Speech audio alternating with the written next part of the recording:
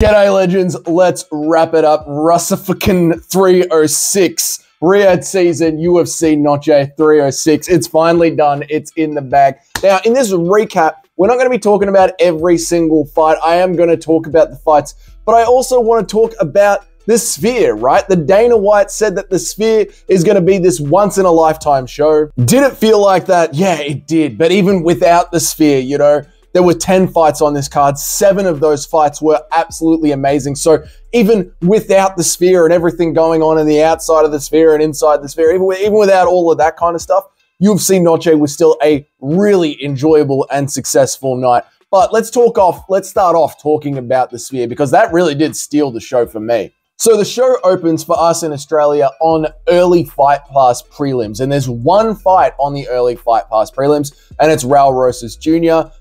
Very underwhelming fight. No need to ever go back and watch that fight. Raul Rosas Jr. grapples for like 15 minutes or something like that. It is what it, like, don't worry about that fight. Raul Rosas Jr., underwhelming fight, calls for a bonus, completely screws that up. But I want to talk about the Sphere, right? So I start tweeting instantly about the Sphere because, quite frankly, I am completely underwhelmed by it when it comes to the early prelims and the prelims. The entire prelim section of it, I'm very underwhelmed. I'm tweeting about it. I'm talking about how it's the biggest waste of money ever. Why? Because it's just this image of scaffolding. It starts off as red scaffolding, then it transitions to blue scaffolding, and then eventually it goes to gold scaffolding over the course of the prelims, which is 5 fights. And I'm thinking, God, this is a waste. Wow, what a waste of money the prelims are. Amazing waste of money. It's a horrible waste of money. Compared to the capabilities of the Sphere, I was very unimpressed, especially since, and I know Dana White is a liar and it's his job to big things up, but I just expected a little bit more, considering that he said, you know, you two did this much. I'm going to use this much. There's going to be 18 trucks trying to make you feel like you're in the Sphere. And from fights 1 to 5, the Sphere is not doing a whole lot. So even though Dana White is out there overselling everything like he does, I expected a little bit more than some pretty colored lights. Now, to be fair, during the prelim section, I was checking on Twitter between the fights to see what the reaction was of people inside the Sphere. And I have to admit that everyone who was inside Las Vegas in the venue was saying that it was an incredible and amazing experience and something that you really have to see in person to understand. So perhaps when you're, you know, us, right, at home looking at the octagon cage with the pretty scaffolding and the 2 monitors on each side, it didn't really look that overwhelming or impressive. But when you're sitting there inside and you see that dome of light going all the way around you, maybe when you are there, it does feel a little bit more special. So I can appreciate that maybe you needed to be there in person, but to me, this was a big waste of $25 million. And okay, it was a once-in-a-lifetime experience. At least I'm happy that the UFC tried to do something different. And for the fans that were actually there on the day, at least they got to enjoy it. That was sort of my vibe finishing up the prelims, going into the main event. Now, I don't know how to do this breakdown. Are we going to talk about the fights? Are we going to talk about the Sphere? I think we're just going to mix it up and see how this goes. There's a lot of channels out there that are just specifically talking about the fights. I'm sort of going to talk about the whole overall experience of the, what was it, 6 hours that was UFC Noche. And I just want to bring it back to that because the fights, like, all right, skip the Raul Rosas Jr. fight on your rematch, but the rest of the fights, Jesus God, they are wars, right? Even, you know, and the co-main event and the main event, I have thoughts on the co-main event and the main event as well. I think the entire card was a brilliant, brilliant card. Anyway, the show starts with the pay-per-view, technically. And my God, then do we see what Dana White is talking about when he says, I'm going to use this much. The Sphere does the Sphere's work. And that opening scene where we're transitioning from the start of the universe, and they do that CGI cut where we pull through to that and then open up on the rest of the Sphere. My God, that looks stunning. And then the way that the Sphere unfolds for the rest of the fight with the moving worlds and the little stories, the tale of the tape, how it's 2 giant fighters on each side of the octagon, looks epic. I can't imagine what that would have looked like if you were sitting there. You had this little octagon in front of you with these 2 giant fighters in this burning Aztec arena. What world are we living in where this is something really that is, it's like a video game come to life. To me, that opening scene of the burning Aztec arena with the fighters and the cage right there, that truly was Dana White's vision of drawing entertainment and combat sports together. And in that moment right there, it 100% did land. As for the short stories going through it, Mexican Independence Day, great, I understand. Good on you guys. Acting like Mexico is the greatest fighting nation on the planet. Can someone please point me to the history book that has the global Mexican empire? Like, what are we talking about? Either way, whatever. The UFC sold the message that they wanted to sell.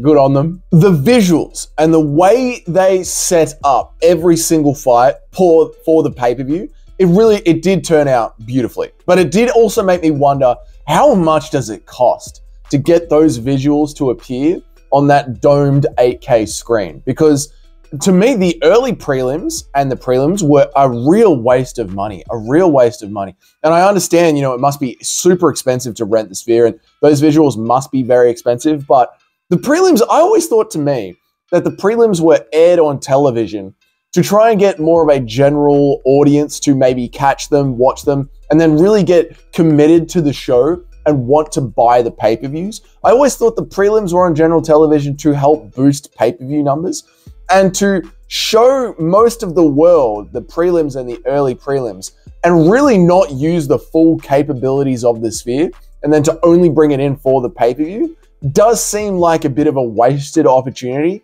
Maybe it was a bit of a decision-making choice when it came to price. Maybe it was just like, we're going to save everything for the main show, because the visuals did tend to sort of wear off. The experience did tend to wear off as the main card went on. So maybe they wanted it to be like, get excited, bang, pay-per-view, and have it really grow that way. But when the Sphere was using all of its capabilities, it was absolutely rocking. Either way, then we get into just absolute wars on this card. You're going to see one of the best rounds that you have ever seen in your life when you go back and watch this card. So then you get into Shevchenko versus Alexa Grasso.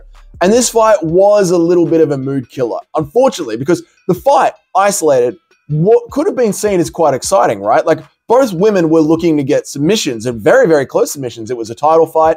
And also, the first fight ended with Grasso getting that crazy submission. So when they're both going for it, it does have this feeling of this could be over at any moment. However, the big problem with that fight is we were just coming off so many wars, and going into a submission battle does sort of feel lackluster and hard to follow up. Like, it's almost turning out to be one of the greatest cards ever. And then you get a purely submission-based battle, purely grappling-based battle.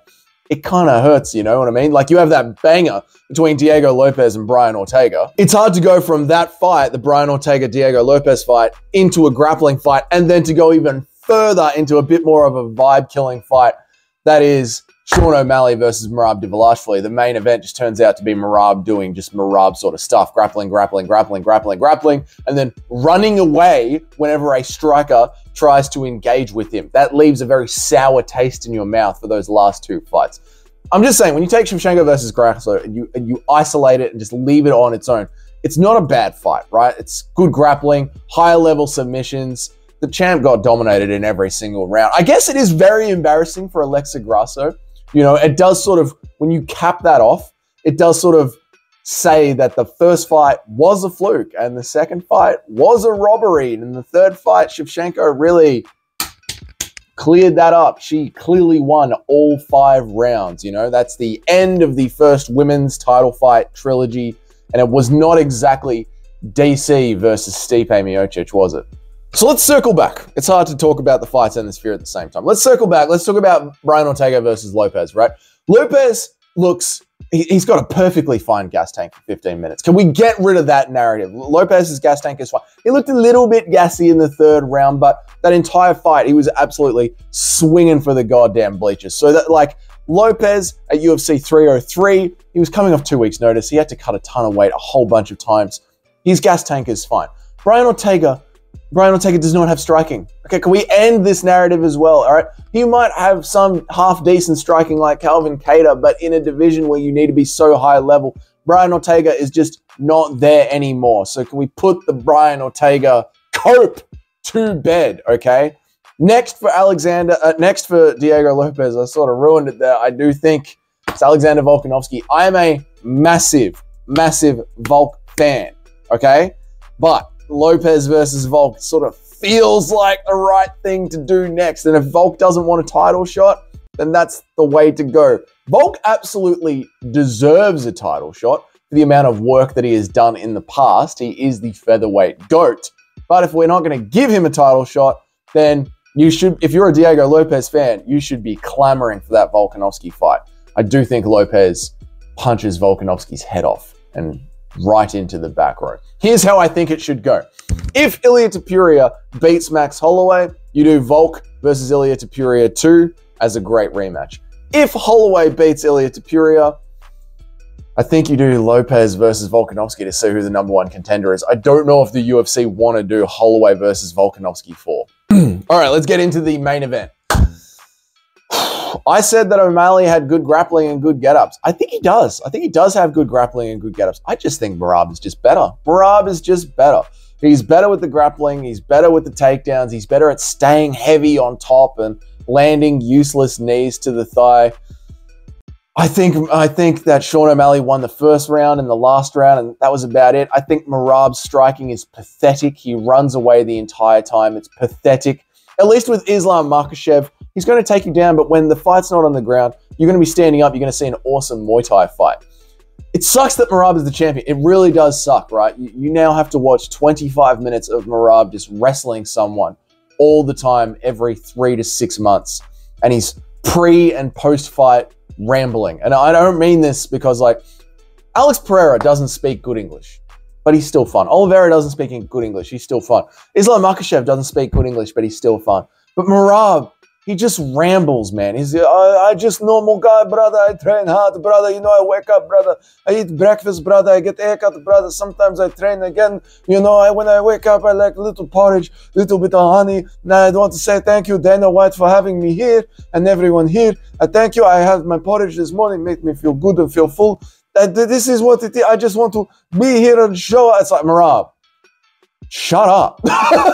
Just shut the fuck up. You're fucking rambling. The fight feels like a ramble where he's just spamming takedowns, and then him on the microphone is we're in our hater era. We're welcome to our hater era. From essentially Alexandre Pantoja all the way up to Dricus du Plessis. Thank God that Islam Makhachev has decided to throw in some Muay Thai and have some fun, because we're in the dark ages right now. It's going to be a rough 2025, but it's going to be a fun era of hate. So that's it. Like, well done, Merab. You won. O'Malley, back to the drawing board. Take the Cejudo fight, O'Malley. Get an easy win. Take the Cejudo fight. Get right back in the mix. Merab is going to age out eventually. Be the Holloway to Alexander Volkanovski. Just stick around. You'll get back to the championship. Just stick around. That's it. What I'm looking forward to the most, and I hope you guys join me on this, is going to be the live stream. Tuesday afternoon in Australia, which is going to be late Monday night in America or early Tuesday morning in Europe.